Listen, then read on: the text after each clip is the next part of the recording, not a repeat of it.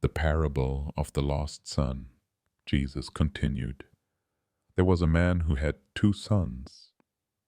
The younger one said to his father, "Father, give me my share of the estate." So he divided his property between them. Not long after that, the younger son got together all he had, set off for a distant country, and there squandered his wealth in wild living. After he had spent everything, there was a severe famine in that whole country, and he began to be in need. So he went and hired himself out to a citizen of that country, who sent him to his fields to feed pigs. 16. He longed to fill his stomach with the pods that the pigs were eating, but no one gave him anything. When he came to his senses, he said, "How many of my father's hired servants have food to spare? And here I am starving to death. Will set out and go back to my father and say to him, 'Father, I have sinned against heaven and against you. I am no longer worthy to be called your son. Make me like one of your hired servants.' So he got up and went to his father.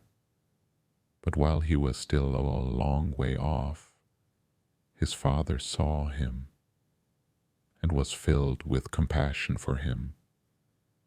He ran to his son, threw his arms around him, and kissed him.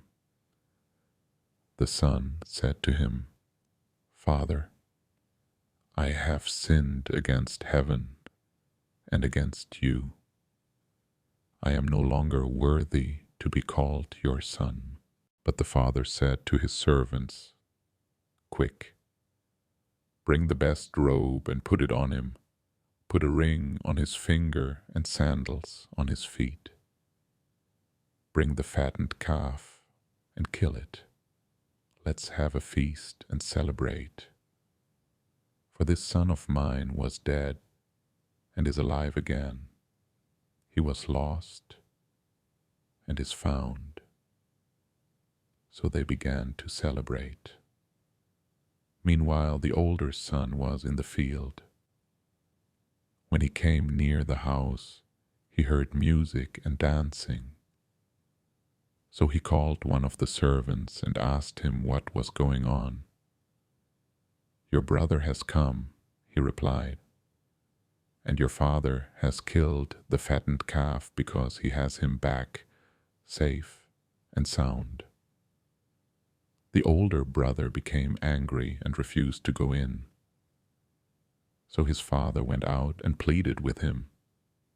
But he answered his father, 'Look, all these years I've been slaving for you and never disobeyed your orders. Yet you never gave me even a young goat so I could celebrate with my friends. But when this son of yours, who has squandered your property with prostitutes, comes home, you kill the fattened calf for him.'